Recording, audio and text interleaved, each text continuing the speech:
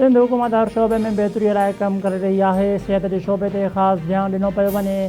सिंध में सिहत जे आलमी मयार जूं सहूलियतूं मुफ़्त फ़राहम कयूं पियूं वञनि। सिंध हुकूमत हर दौर में दरपेश चैलेंजिस खे बहितरीन हिकमत अमली सां मुंहुं ॾिनो। पीपल्स पार्टी चेयरमैन बिलाल भुट्टो ज़रदारी जो सिंध हुकूमत जे परफॉर्मेंस ऐं मुस्तक़बिल जे हिकमत अमली बाबति ऐवान सदर इस्लामाबाद में तक़रीब खे ख़िताब। संदसि चवणु आहे त सिंध हुकूमत जिना इस्पताल खे आलमी मयार जो बणायो आहे।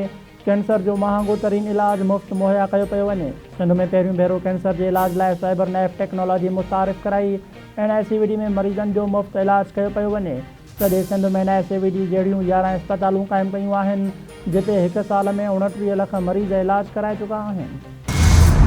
सिंध जे तइलीम वारे शोबे में बि नुमाया क़दम खयां विया। 2008 ताईं सिंध में रुॻो 10 यूनिवर्सिटियूं हुयूं। हिन वक़्तु उन्हनि जो अंगु 30 थी वियो आहे। शागिर्दनि लाइ स्कॉलरशिप जा प्रोग्राम शुरू कया विया।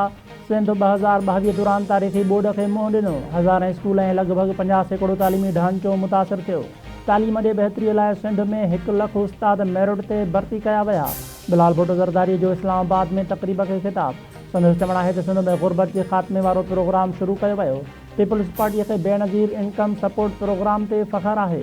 BISP वफ़ाक़ी सतह ते वॾो सोशल सेफ्टी नेटवर्क आहे। सिंध रूरल सपोर्ट ऑर्गेनाइज़ेशन लखें औरतुनि खे बिना ब्याज जे कर्ज़ ॾेई रही आहे। औरतूं ऑर्गेनाइज़ेशन खां बिना ब्याज जे कर्ज़ वठी बाख़्तियार बणिजी रहियूं आहिनि। सिंध में सभ खां वॾी हाउसिंग प्रोजेक्ट तहत ॿोॾ मुतासिरनि लाइ 21 लख घर ठाहे ॾिना वेंदा।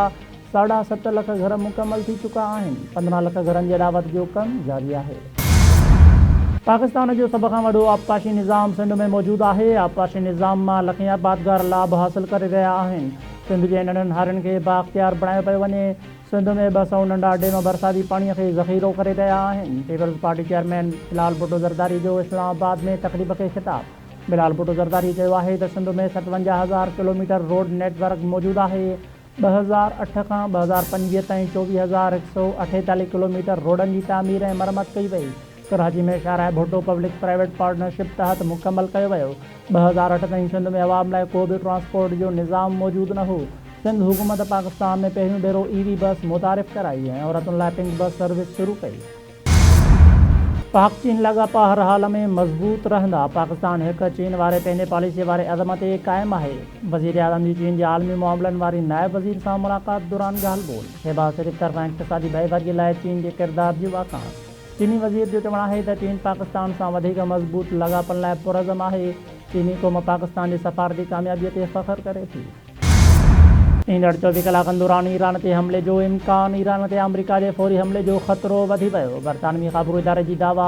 अख़बार मूजिबि सभई इशारा ज़ाहिर कनि था त ईरान ते जल्द हमिलो थी सघे थो। ओचितो हमिलो अमरीकी फ़ौज जे हिकमत अमली जो हिसो हूंदो।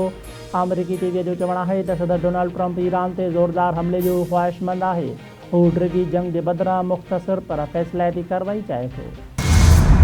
हमिलो कयो वियो त ख़िते में मौजूदु अमरीकी फ़ौजी अॾनि खे निशानो बणायो वेंदो। ईरान अमरीकी इतादियुनि खे ख़बरदार करे छॾियो। ईरान विच ओभर में अमरीकी इतादी मुल्कनि खां मुतालबो कयो आहे त वाशिंगटन खे तेहरान ते हमले खां रोकियो वञे। ईरान जे सीनियर अहलकारनि जूं परॾेही ख़बरूं इदारे सां ॻाल्हियूं। ईरान पंहिंजूं फ़िज़ाई हदूं आरज़ी तौर बंदि करण खां पोइ ॿीहर खोले छॾियूं। मीडिया रिपोर्ट्स मुताबिक़ ईरान 5 कलाकनि जे बंदिश खां पोइ फ़िज़ाई हदूं खोले छॾियूं आहिनि। अमरीका ऐं ईरान विच में छिकटाइण सबबि फ़िज़ाई हदुनि खे बंदि कयो वियो हो।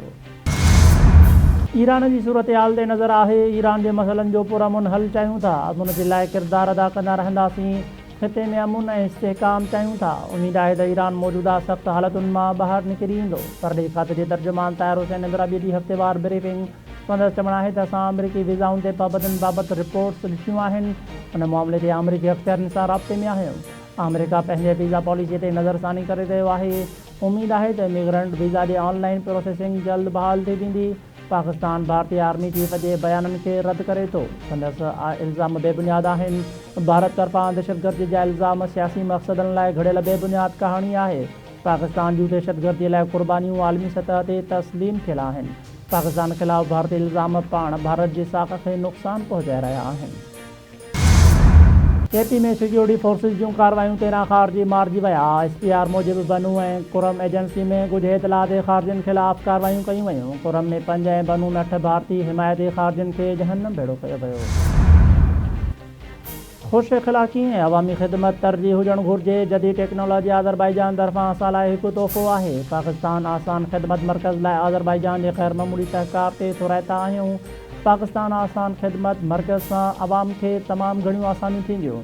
आसान ख़िदमत मर्कज़ लाइ मास्टर ट्रेनर्स आज़रबाईजान मां तरबियत हासिल कई।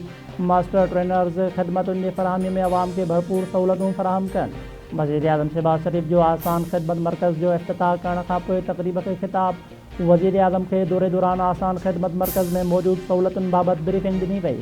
शहबाज शरीफ़ दौरे दौरान आसान ख़िदमत मर्कज़ जे मुख़्तलिफ़ हिस्सनि जो जाइज़ो वरितो। Chief justice of Pakistan justice Zia आफ़रीदीअ जी सदारत हेठि जुडिशल कमीशन जो इजलास। लाहौर हाई कोर्ट जे 11 जजनि खे मुस्तक़िल करण जी मंज़ूरी। जस्टिस हसन नवाज़ मखदूम, मलिक वक़ार, हैदर अहमद, सरदार अकबर डोगर ऐं एहसन रोज़ा काज़मी शामिल। जस्टिस जावेद इक़बाल बेनिस, जस्टिस जवाद ज़फ़र ऐं जस्टिस ख़ालिद इसाक़ खे बि मुस्तक़िल करण जी मंज़ूरी। जस्टिस मलिक हफ़ीज़ ख़ालिद ऐं जस्टिस सुल्तान महमूद खे मुस्तक़िल करण जी मंज़ूरी ॾिनी वई।